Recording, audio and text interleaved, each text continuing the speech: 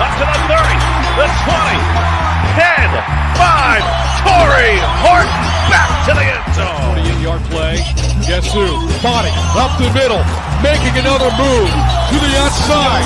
15, 10, end zone again.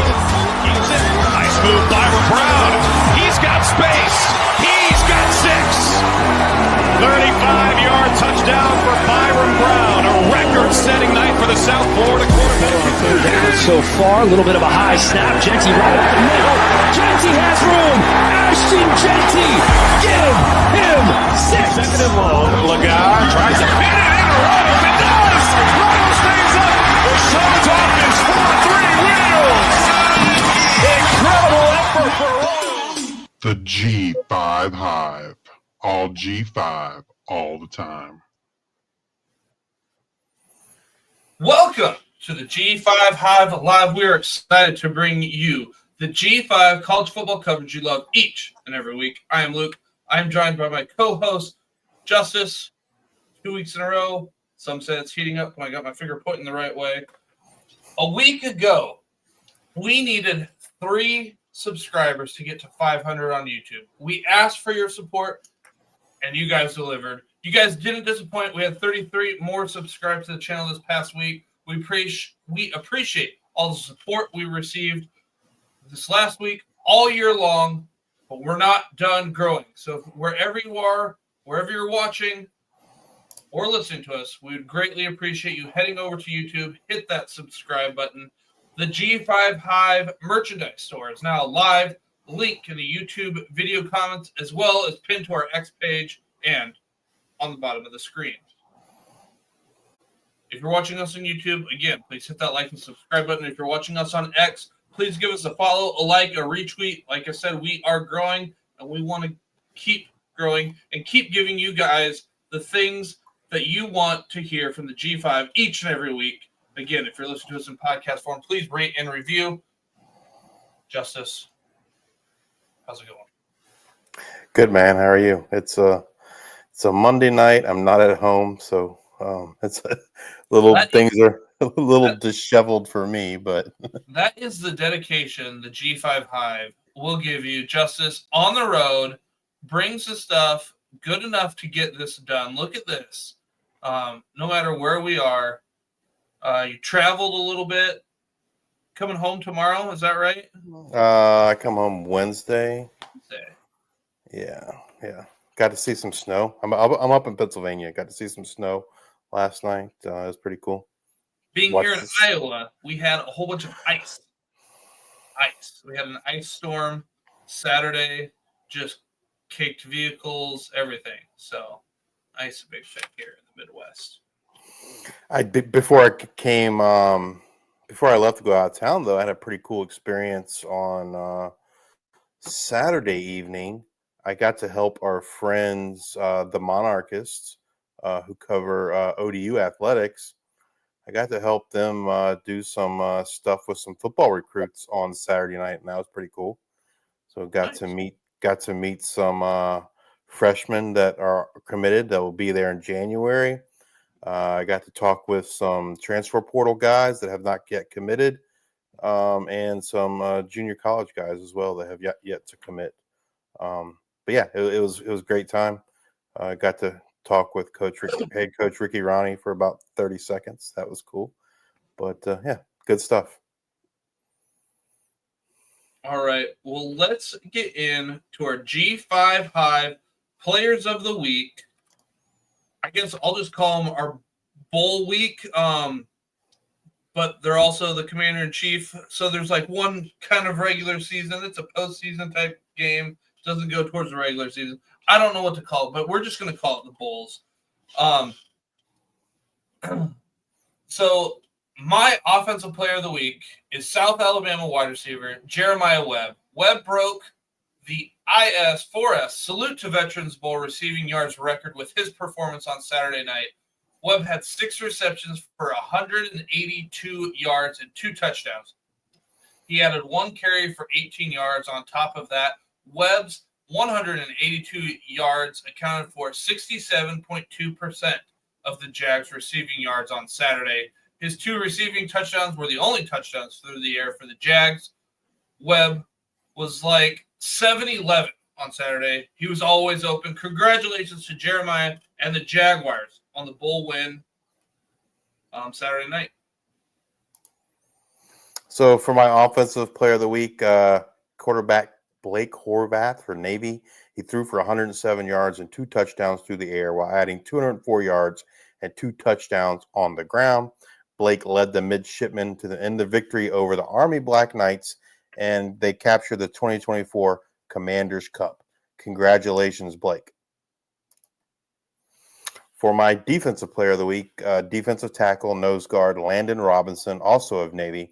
Landon turned in a strong performance this week with 13 tackles, 3 solos, and half a tackle for loss to lead the midshipmen to the 2024 Commanders Cup. It's the first time Navy has held the Commanders and Chiefs trophy since 2019.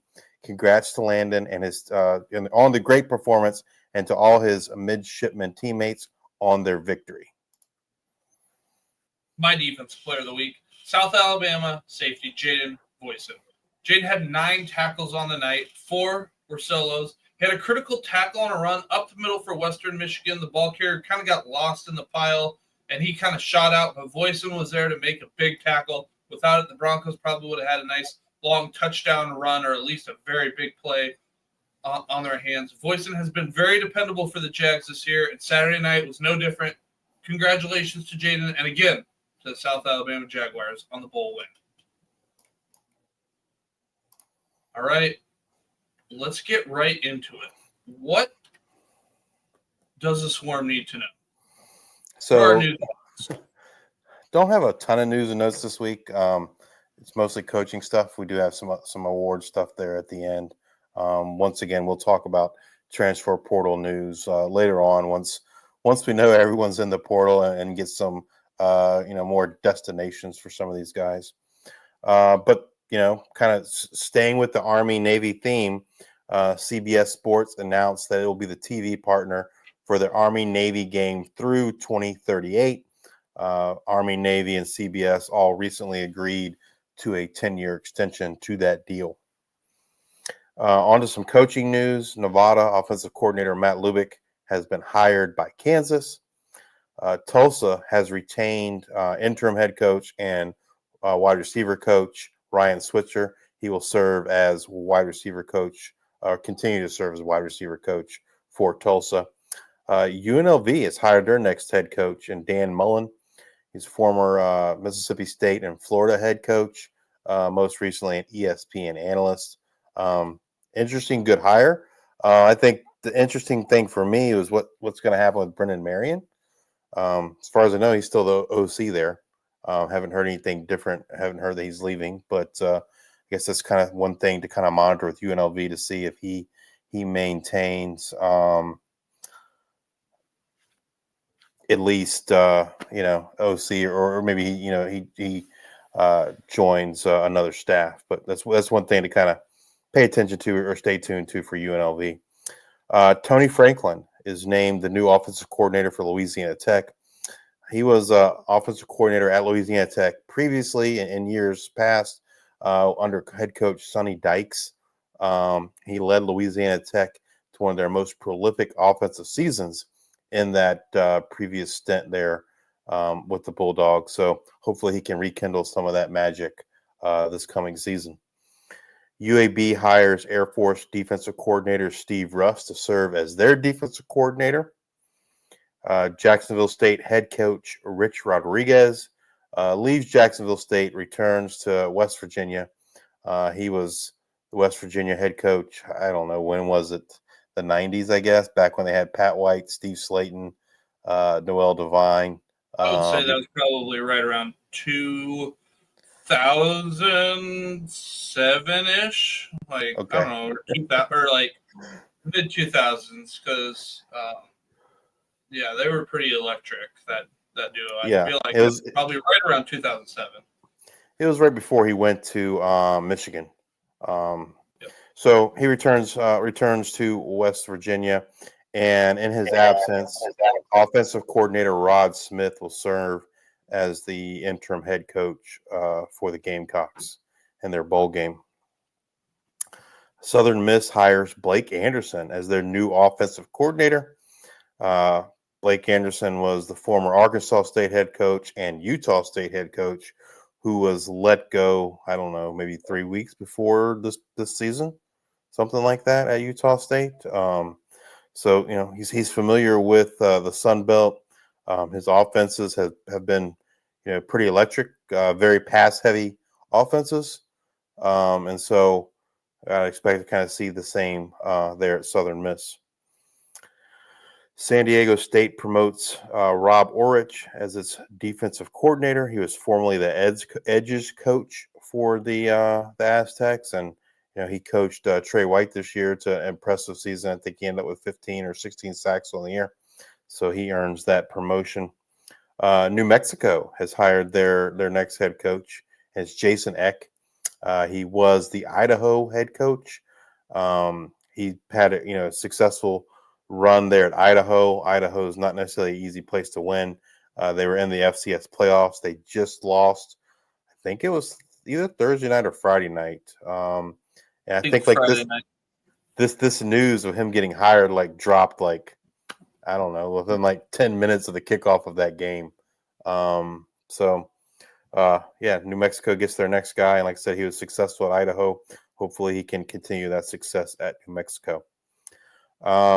Let's kind of do it for the coaching news. This next piece of news, kind of a shocker and a surprise. We haven't seen this since the 2020 season and COVID, but Marshall has pulled out of the Independence Bowl, citing a lack of players. I want to say I think it's 34 players that are in the portal, something like around those lines. I'm not gonna lie. This doesn't quite make my blood boil, but this doesn't make me happy because all indications, it's Marshall knew Huff was leaving. All indications of that seem to be in place.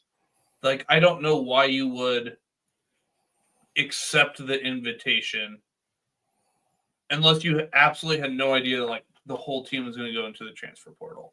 That's the only thing I can take. But why would you even accept it? That's kind of and maybe maybe I'm thinking there's too much transparency between the football coach, football players, and the school itself. Ultimately, it doesn't matter. Well, Louisiana Tech gets the offer, but it's just I don't know. It was just kind of weird and how everything's gone. I think the thing that irritates me the most about it is players like J.J. Roberts, for instance. He's out of eligibility, and this is his last game. Yeah, that would have been his last game, and so to me that's the crappy part about it. Players like that.